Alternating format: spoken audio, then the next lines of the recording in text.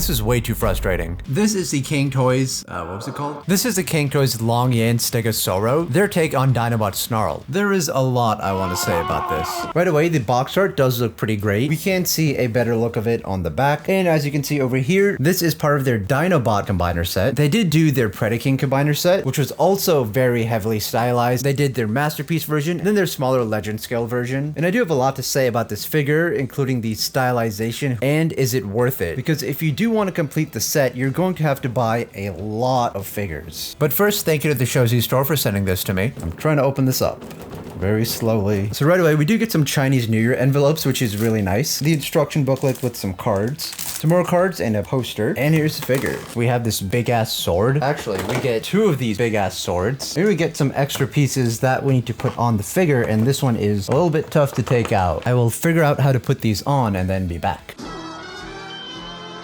So it looks like these pieces do need to come together and they do attach onto this. However, that fit is very tight. That's what she said. That's about as good as I'm gonna get it. If we rotate these around, he can sort of use this as like a bow. Alternatively, you can take this out, bring it together and have it be like a whip weapon for him. And then for his robot mode, you can just place it on the back over here. And that is basically how Snarl looks in his complete robot mode. Now the transformation on this figure is not fun to do. It is frustrating and I will talk about that later in the video. For review purposes, I'm going to flip these around. So that way I have a lot more space to work with. So as I said earlier, there really is a whole lot to unpack here for this Snarl figure. And why am I not super excited about it? Well, I guess the design of the figure, it does look cool, but at the same time, it's not Snarl. If I were to put a picture up of G1 Snarl right over here, like there is a resemblance between these two designs. But if I were to show you this and ask you what Transformer it was, you might have a hard time guessing Snarl. To me, this looks a lot more like a Super Sentai or Power Rangers Megazord, and generally I do like those, but for some reason here it doesn't work. I think a lot of the character of Snarl and his iconic design is kind of taken away with the aesthetics of this figure. Now I do feel like this style did work well for King Toys Predaking Combiner and all those Predaking figures, but for some reason here, maybe it's because I'm just desensitized from the amount of King Toys figures that I own. I do realize that's kind of a privileged problem to have. As I was saying though, this one doesn't feel that special to me. Also, I'm not a big fan of this color scheme. There's way too much gold on here. Snarl does have gold on him, but not a whole lot. I feel like maybe to make this figure look a bit better, we could have some more red over here, but instead there's a lot of gold on here and red only in some minor areas. Now the paintwork on here is done really well, I will give it that. And the quality of the figure is also really nice. There's quite a few bit of die-cast parts here for the joints, and the bottom of his legs are really heavy, which is generally a good thing. He also has individually articulated fingers. He is basically a Masterpiece style figure, so he will line up with your Masterpiece figures. And he is part of a Dinobot combiner set, which they do plan on releasing more of. And I'm gonna be honest with you here, partner, I'm probably not gonna review any more of these.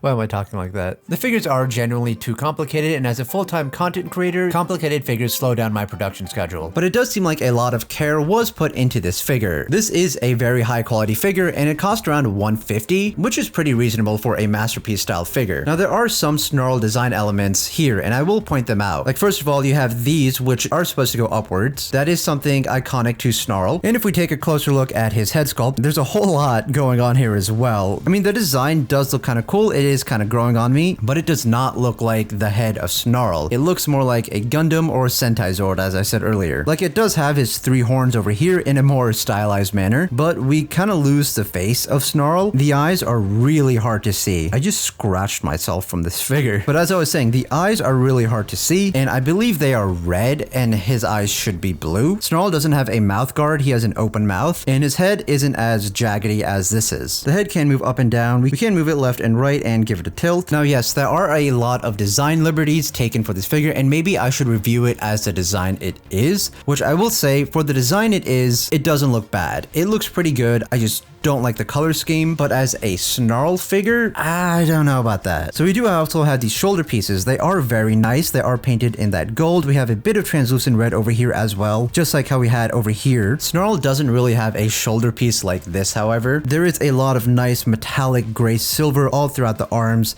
Like the whole sculpt is done very well. We have his foot for the Stegosaurus mode. The hand sculpt is also done very well. We get individually articulated fingers, which is really nice. We have a little bit of decals on here. Now for articulation, this can go out over there. It is on a ratchet joint, so that is very nice for a figure this big. That does help. This is also on a ratchet joint. It is very tough to rotate, and it seems like it only goes up to about right over here. I'm not able to get it to go any higher for some reason, but we do get a bicep rotation. We get an elbow bend, which is pretty good. This hand can wiggle around, and we can rotate it. Now, once again, I personally don't feel like this chest area looks anything like Snarl. You might see some minor resemblances here and there, but taking a look at the design as it is, it does look very much like an anime mech rather than a transformer. We do have some more decals on the figures, along with more of that gold paint. We have this caution symbol up here, which really does make me feel they're going for a more mech style with a lot of these designs. I also like how it says powerful over here. That is kind of funny. Like, the sculpt work on here is intricate and pretty good. I will give it that. Coming down to the skirt pieces, these are movable and they are painted in gold. We have some more skirt pieces back here. We do get a waist rotation and an ab crunch, and that has come off. And here's another thing. The figure is just, it's flaking all over the place. That is going to happen with a lot of these King Toys figures. Now, coming down to the legs, a very nice sculpt for them. I will give it that. Flaking again. This does resemble Snarl's legs a little bit to me. Heel's also very sharp. These are very pointy back here, so be careful with that. But yeah, the sculpt work on here and everything is done really well. We do get the spikes like Snarl has, except instead of 3, we have 2 over here. Once again, more of that red and gold paint. I do like the metallic gray they have going on. The gold on here makes a lot more sense than it does on the upper part of the figure. We do have a bit more of those decals. The articulation is going to be really hard to do here, but we can bring these out and out to the side. Rotation, we can bring them back there. We do get a knee bend. It does not seem like there's a foot pivot from here, but we can move this around as it is on a ball joint, and we can move the back part of the heel around as well. This piece can also move around, and I do like how this is done. This will be really cool for the tail in the alt mode. So here is a size comparison with some of the other King Toys Masterpiece style figures from the Predaking line. As you can see, they are all pretty big. Now, when seeing all these figures side by side, could you tell that this Snarl is supposed to be a separate set of figures than the Predaking figures, or would you think they're all part of one set?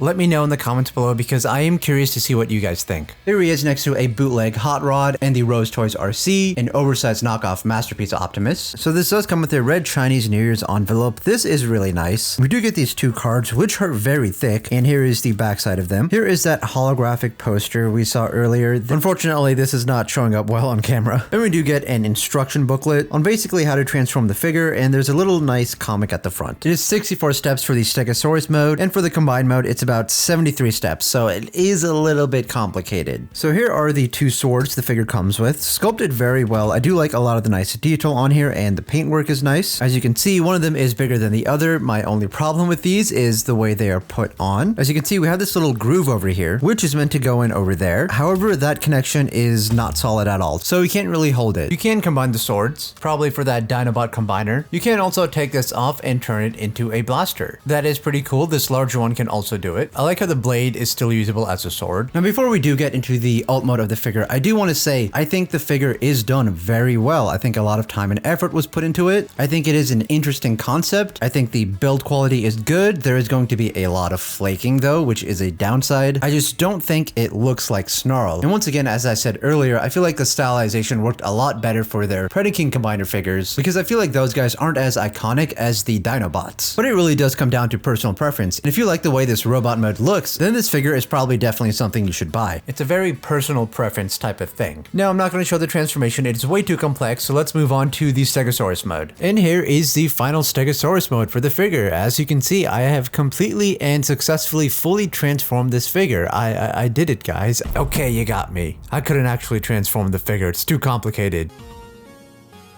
Anyway, so I managed to transform it. Well, like 95% of it. So here is the big Stegosaurus mode, and it barely fits on camera. There are quite a few steps when it comes down to transforming this. I also recommend taking off the tail. This part was just impossible for me to do for some reason. I couldn't get this gold piece to flip out. It led to a lot of frustration. I did eventually do it and realized these hinges just need to be in the right position for it to happen. There's a lot of easy parts, but mostly you get stuck on that one thing that won't cooperate, and you just end up being frustrated. It's kind of hard to get the tail to snap together properly. These bits right here are supposed to be out. Yeah, that's kind of a pain to deal with also because they're supposed to tab into here. And then this is supposed to tab up here and I was not able to do that either. And here's a quick look at his head sculpt. He's a very spiky boy. Overall, I mean, yeah, it is something that does look good. He is very complicated to transform, and I definitely feel like when it comes to transforming figures, the transformation process shouldn't be this complicated. I do understand this is part of a combiner set, so it's got like 3 different modes. I'm not even going to attempt to transform that 3rd mode. Here's an image of it. I'm not dealing with that. Yeah, generally this was very frustrating for me, but if you are more competent than me and have more free time and do like the design, then I recommend the figure. Thank you for watching. A huge thank you to my patrons on Patreon, and check out this video over here of the Optimus Prime and Soundwave Reactivate figures.